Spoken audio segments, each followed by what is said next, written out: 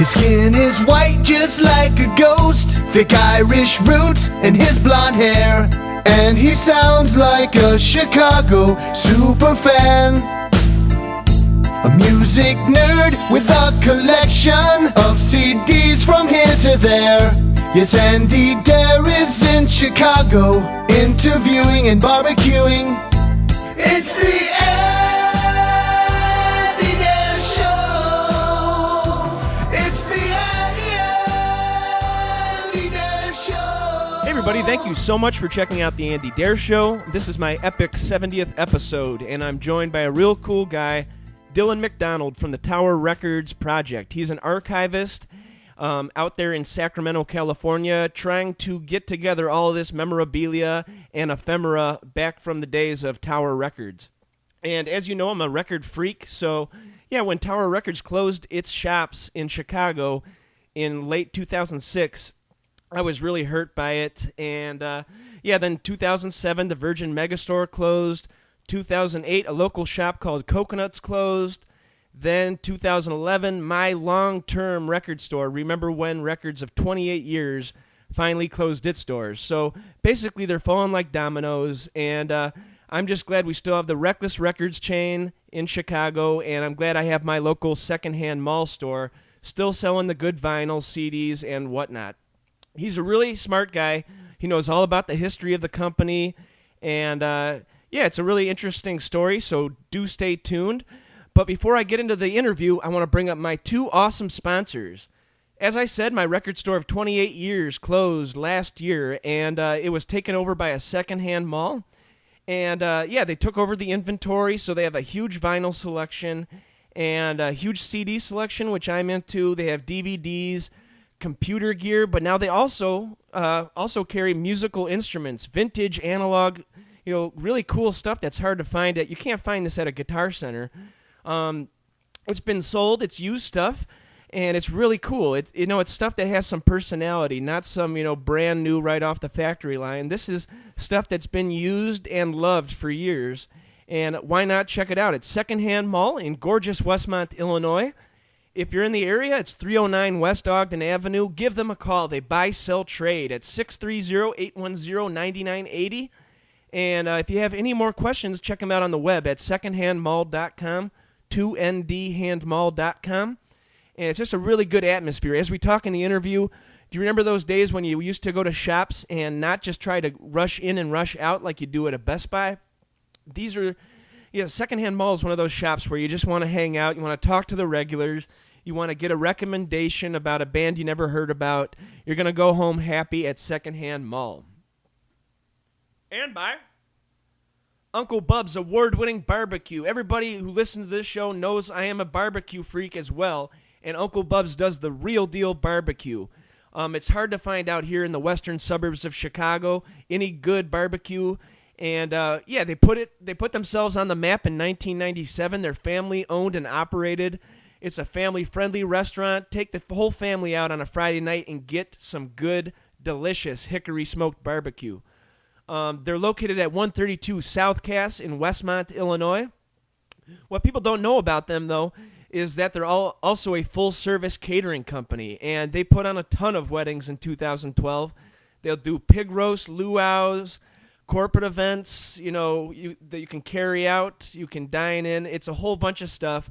They have a really helpful staff that will answer any questions you have about a catering, function that's coming up.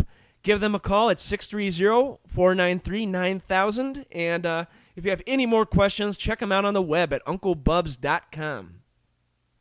And by Amazon.com. Yep, we are now an affiliate for Amazon.com. All you got to do is go to theAndyDareShow.com, check out the right-hand side of the page, click on the banner. It'll take you right to Amazon. You order like you normally would. You don't spend an extra cent. You spend an extra 2 seconds just clicking through my website, just acknowledging that you enjoy our content and our little creative endeavors started almost 2 years ago. So we've had a bunch of cool stuff purchased on Amazon.com. We've had sunglasses. We've had compact discs.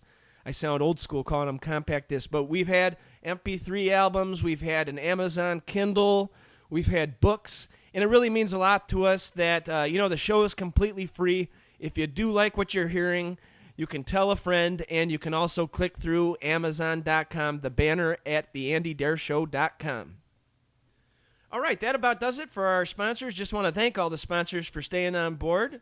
And, it's been a blast. And we've been approached by other sponsors, half the world away. I kind of want to keep my sponsors local as long as I'm doing this local in the western suburb of Westmont, Illinois. I'd like to keep the sponsors local just because I really appreciate where I'm from. And this is my little way of giving back, spreading the word about good small businesses. All right. Every other Tuesday, I do Tell a Friend Tuesday at the Andy Dare Show. And this week, I just put a little blurb out about our iTunes page. And obviously, if you want to review our show and rate it, give it a 5-star rating. It really means a lot to us.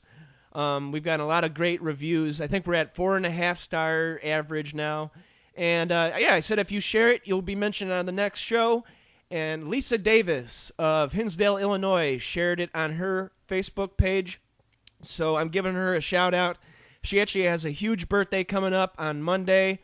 I just want to thank her for listening to the show. I want to wish her a happy, merry birthday. Hopefully the family gets together. They enjoy some good eats. And, thanks, Lisa, for spreading the word and telling a friend. What else we got coming up in the news here? We're just about 3 more episodes until the end of the season. I'm looking to recap the year in hip-hop and dance music with DJ Pizzo from hiphopsite.com. Guy's out there in Vegas doing really well in the DJ scene. He happened to start Hip Hop Site about 15, 16 years ago. We've had him on the show before. Super knowledgeable guy. Really knows his stuff, so I thought we'd go over, the year in hip-hop. Then, the following week, I'd like to get Tom Erlewin from the All Music Guide so we could discuss the entire year in music, in pop, hip-hop, rock and roll, soul music. I want to cover the whole year. Maybe that'll be my year-end episode. He's a great guy. I had him on earlier this summer or late spring. That's Stephen Thomas Erlewin. Check them out at allmusic.com. If you have any idea, or if you have any questions about an album, they have a thorough, really great website on the world of music. They got really, great reviews that you won't argue with too much. They have a thoroughly detailed page. Check it out, allmusic.com. Okay, and that about does it for this week. Just want to thank everybody for 70 awesome episodes. Obviously, I'm going to thank all my guests. Want to thank you, the listener, and also my fine sponsors for keeping the lights on here at Honeycomb Hideout Studios in gorgeous Westmont, Illinois. So without further ado, here's my episode 70 with Dylan McDonald from the Tower Records Project. Enjoy.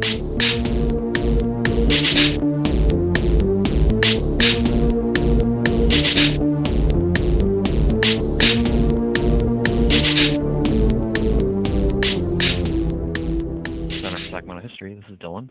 Hey, Dylan, you're on the Andy Dare Show. How you doing? Oh, good. How are you? Very good. Thanks for taking a little time out for a little interview. No problem. Lifelong Tower Records fan. So I've been checking out the website and just loving it. Oh, great. Glad to hear that. So how'd you get the idea to start this project? Wow, that's a good question. I work at a place called the Center for Sacramento History, which is the city-county archive here in Sacramento, and we not only collect and manage the official governmental records for those 2 government entities, but we also collect manuscripts or private records from prominent individuals, businesses, organizations here in the Sacramento region. And so we're always on the lookout for potential donations to help us tell the full story of Sacramento's history. And, most people, when they think of Sacramento, they think of either the gold rush, or they may think of agriculture, they may think of transportation, communication, like the Pony Express ended here in Sacramento, the Transcontinental Railroad started here in Sacramento, or they may know about Sacramento as a government town, the state capital of California.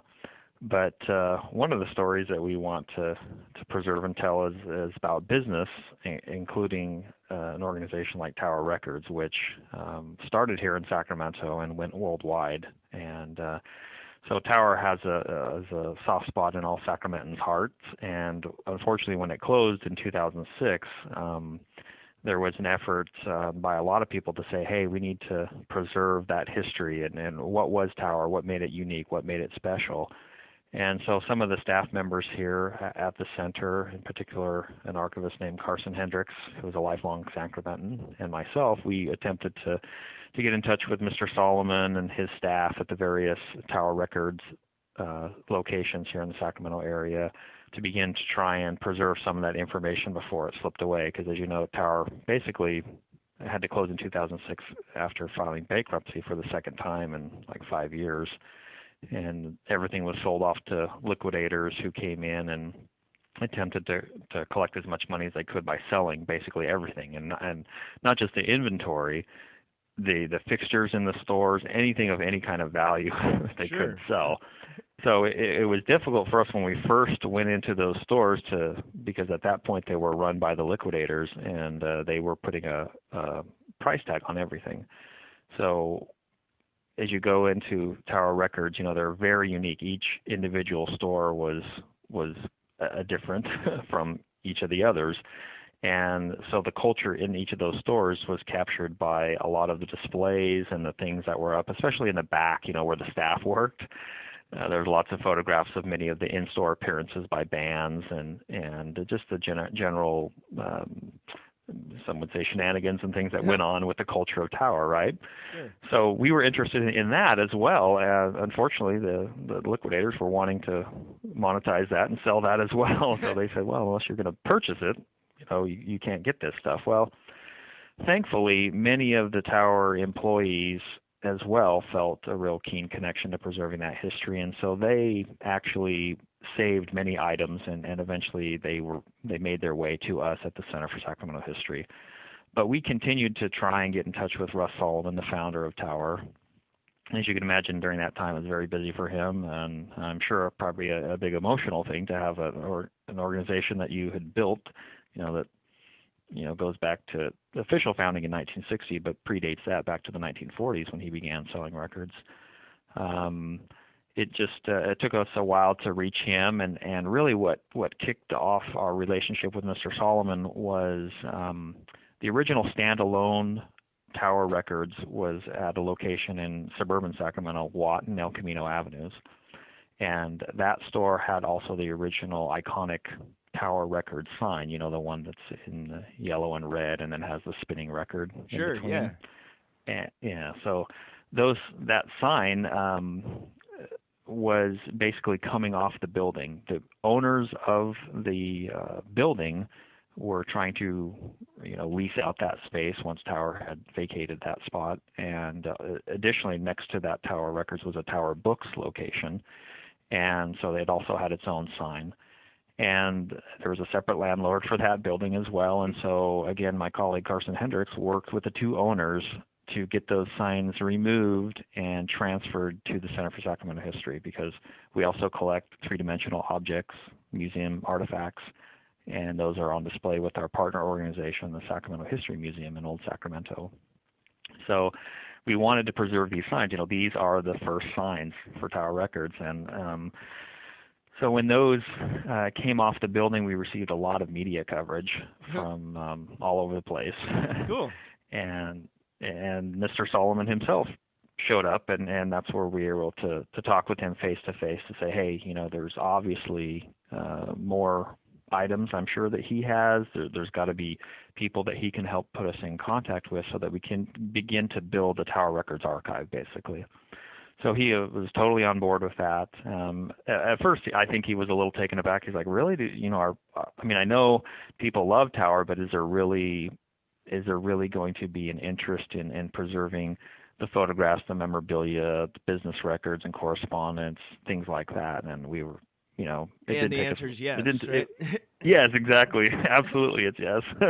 And in fact, that day when those signs were removed, there were people that it was broadcast on the local morning news on all the major stations here in Sacramento, and people drove down there to see it. People were taking pictures. The staff was there as well, and we interacted with many former tower employees, and in fact, a lot of loyal, longtime tower employees that had, worked for 10, 15, 20 plus years. They came down there and wanted to document it for themselves, what was going on, and stories just, came pouring out. There's sure. a lot of stories about what it was like to work there, the lifelong friendships that people made from being employed at Tower. There's a big Tower family, basically. So that also gave us an idea, like, we need to try and document those oral stories as well through maybe some oral histories that we could capture with people. Sure. So so the store started in '60, and you said that Solomon had been selling records out of his home, or what was he? How did this all begin for him? Yeah, he in Sacramento there is a building on Broadway and Land Park called Tower Theater, and in that building it was a movie theater, but it also had a drugstore attached to the side of it that faced Broadway, and that was run by Mr. Solomon's father, and it's called Tower Drugs. So Russ, when he was in high school and his teens and 20s, he began to sell used 45s when jukeboxes would they would put in new the new hits singles, and get rid they of would the take old the ones. old ones. Yeah, the old ones. Russ would take them and he would sell them for, I think it was like a nickel or something, on a little rack at the counter at Tower Drugs. And from there it built. He realized that he could make some money off of that, and so he started to he served in World War II, and then when he came back he decided to get into it a little deeper, and he entered into a contract to be exclusive distributor for I think there were 4 or 5 major record labels at that time in the late 40s, early 50s, and he began to have a distribution in the Central Valley here in California. And so that it expanded a little bit to where his dad actually gave him a certain portion of the store where he actually was selling records out in that area called Tower Record Mart. And unfortunately, that it failed in mid 1960. He went bankrupt in that effort, and the creditors came back and took everything, all the way down to the store fixtures as well. Jeez, really? So yeah, he was but it didn't let him deter him. Within weeks, he had borrowed some money from his father and started over again, and this time just was going to focus on just selling records exclusively, not being a distributor. If at first you don't succeed, try again, right? Absolutely, yeah. So he said, the story is that he borrowed $5,000 from his father, which he still says he never paid back. But he began at that same location there on Broadway and Land Park, but it was in December 1960 that he opened that location on El Camino and Watt Avenue, and it was smaller than what it ended up finally being when it closed in 2006. It kept expanding, but it was still at that same corner strip mall area. And then he eventually in 1968 expanded to his first store out of the Sacramento region when he opened up in San Francisco. Then in 1970 he opened the Landmark store in Los Angeles on Sunset Strip, and then it just grew from there. Berkeley in 1972, and eventually moved across the country throughout the Central Valley. How about the first non-California location? Was that New York or? Boy, you put me on the spot here. Let me think about this for a second. I actually have a little chart here that we've tried to put together to try and document things. I think the first outside of California store was actually in Seattle and in Arizona, the Phoenix area and Tempe. And I think that was 1976. Nice. But trying to think, by the time I don't think it was till the mid-'80s that they actually made it across to the East Coast. And they actually opened stores in Japan first in 1981. And they were the first,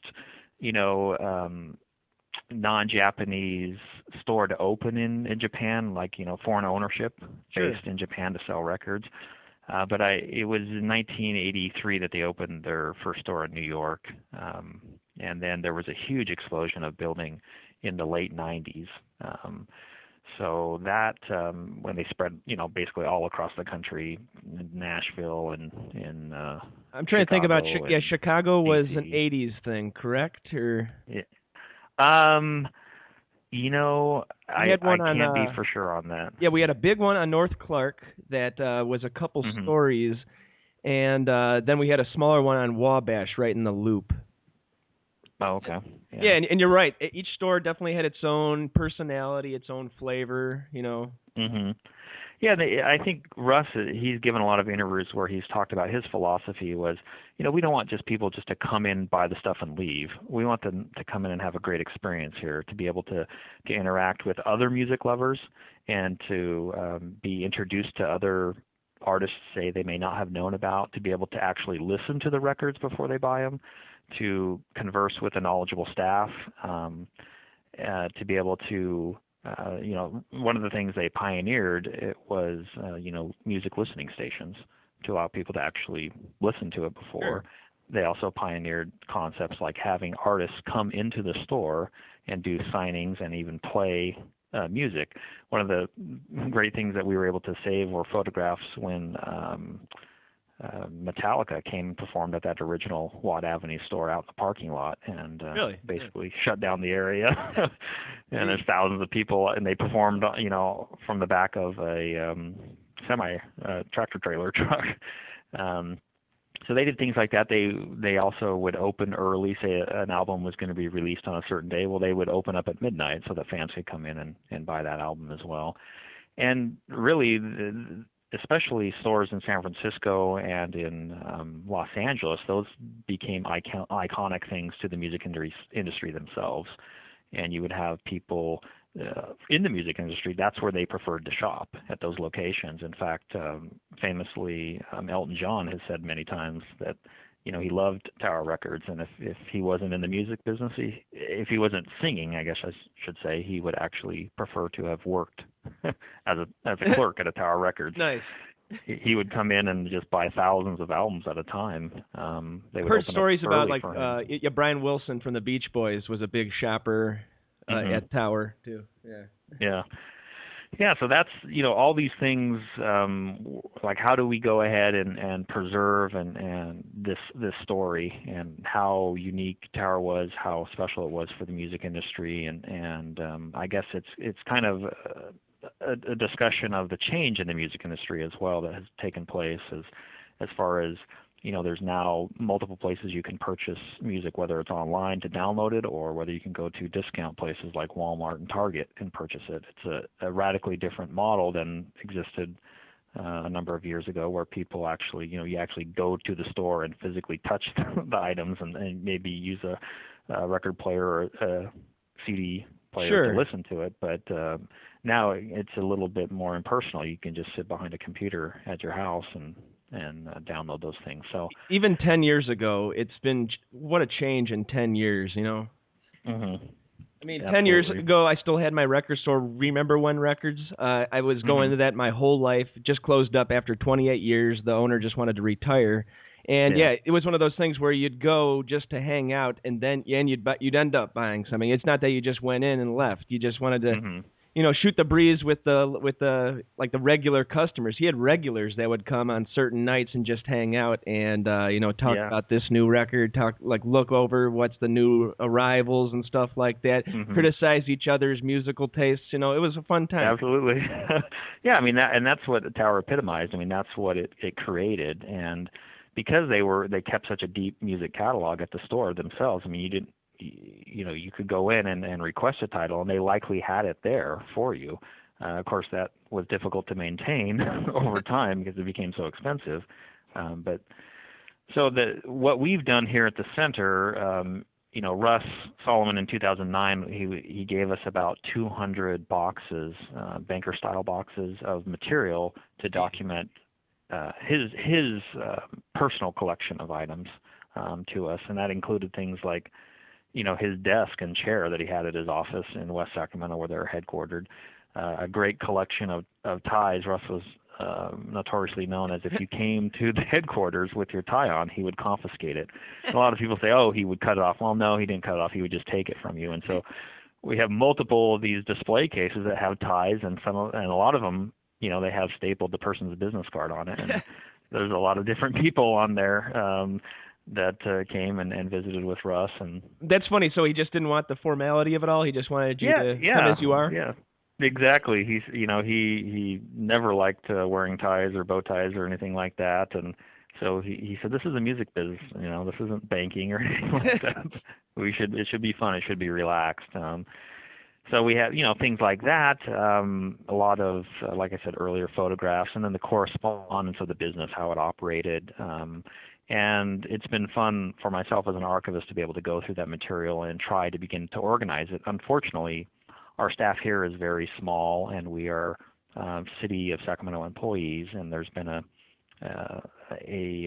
budget problem here in California, and Sacramento in particular. So we've had a lot of our staff, actually half of our staff has been laid off over the last few years. And so in order for us to make this material available and to do ultimately a traveling exhibit of Tower Records, we are trying to fundraise, and we've teamed up with a few partners, our nonprofit, Sacramento History Foundation, to create this Tower Records project. And if people go to towerrecordsproject.org, they can read more about what it is specifically we're doing, the goals, and how they can be a supporter and donate, not only financially, which I would say we really greatly need, but also potentially how we will begin next year to begin a collecting process where we gather stories or photographs or items, ephemera, T-shirts and things that people have that document their connection with Tower Records.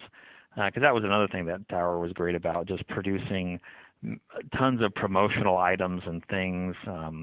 In fact, they were, what was unique about Tower is they created Pulse magazine, a publication that started in March of '83 that helped introduce music to people, giving reviews. People could actually write in and have their thoughts and comments published. So all these things we want to collect to tell. Are those pretty rare right now, those Pulse magazines? Or? Yeah, I think so. I mean, we fortunately have a big run of those. Russ had it within his collection, and we're working with a few other longtime Tower employees to get the gaps that we have currently missing for Tower's Pulse magazine. But with all this material, we want to tell. So we have, like, I guess you could say, the official story from the Tower Records, maybe corporate perspective, or Russ Solomon as the founder's perspective. But we want, what it was like, the perspective from the person who worked as a cashier, say, some 18-year-old kid. What was it like for him to work there, and to collect the stories through an oral history project that we want to undertake as well.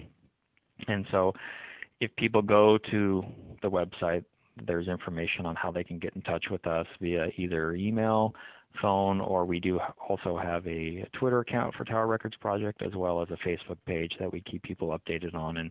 And especially that Facebook page, it's such a great way as part of the social media for people to tell those stories. And if people, like our page, they can interact with other Tower aficionados or former employees. I mean, kind of having some store reunions of people getting back in touch with each other who hadn't maybe seen each other in a number of years. Yeah, that's totally cool. That's different as well. I mean, yeah, this business completely changed in just 10 years, but the one good part about that is that the social media thing, how everybody can kind of just come in contact and share each other's experiences, and that was something that wasn't really available 10 years. So I think that's like the silver lining of this all. So yeah, absolutely.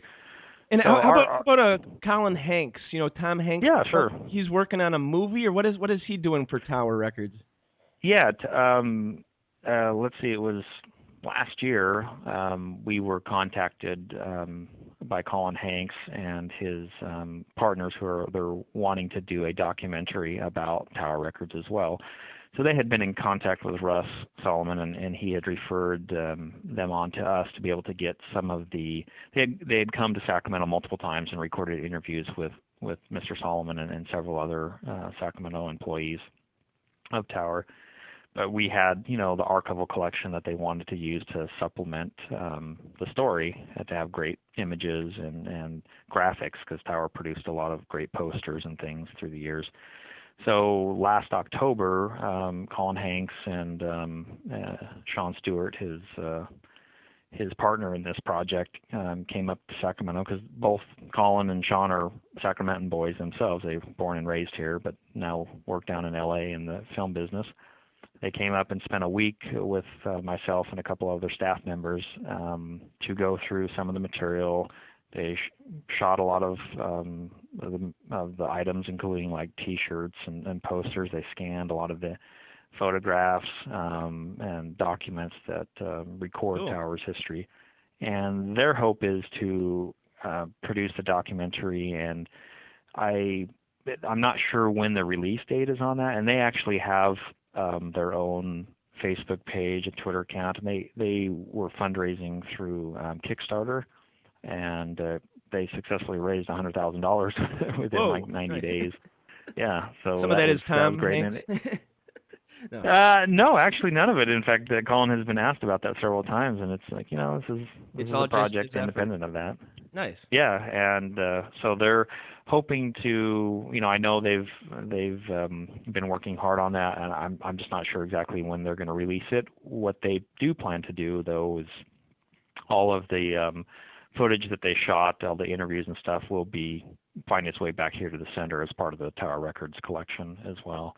So we're excited about that, and we hope to team with them when they premiere the film here in Sacramento, and be able to sell copies of their documentary when this Tower exhibit goes on tour across the country. So yeah, it seems like that would work for both of you. I think this will definitely help shine some light.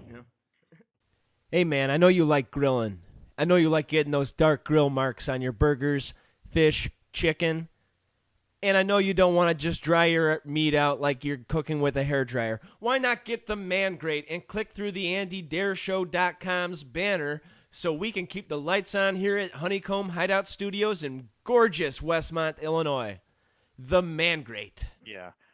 So we're, like I said, at the Tower Records Project website, people can read about the project and how we're trying to raise. It's $300,000 to basically, what we call in archival terms, process the collection. That is to basically organize it, put it in preservation state so it'll be preserved long term, and catalog it or index it so that when people need to come do research on it, we don't have to pull all 200 boxes for them. They can actually look at the index and say, oh, well, I only need box 50 and folder 5. That's really what I'm looking for. Nice.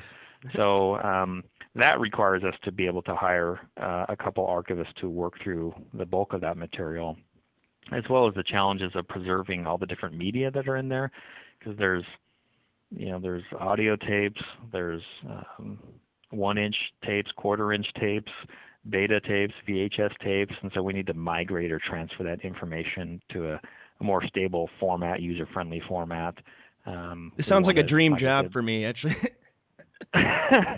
Yeah, it's quite fun, and I've even thought, man, I'd like to be the person to do that, but unfortunately I have other responsibilities here at the center. But yeah, so we, like I said, once we reach that fundraising goal, then we'll actually post it for archivists to apply for the position, and then we hope to have them for about 2 years. And then again, I should also say that it's not only preserving it, but how do we get the story out there and tell people about Tower and how important it was to not only Sacramento, but to really the growth of the music industry and the transition, I guess, now. And it through that traveling exhibit. So we want to start that exhibit once it's created here in Sacramento to be the first place, but it would travel to, the likely locations would be San Francisco, Los Angeles, New York, DC, maybe Boston, and the Rock and Roll Hall of Fame in Cleveland has contacted us, and they are interested in assisting and probably hosting that exhibit as well. So, but that's a little bit down the road. We first have to fully know what's in the collection in order to create the exhibit first.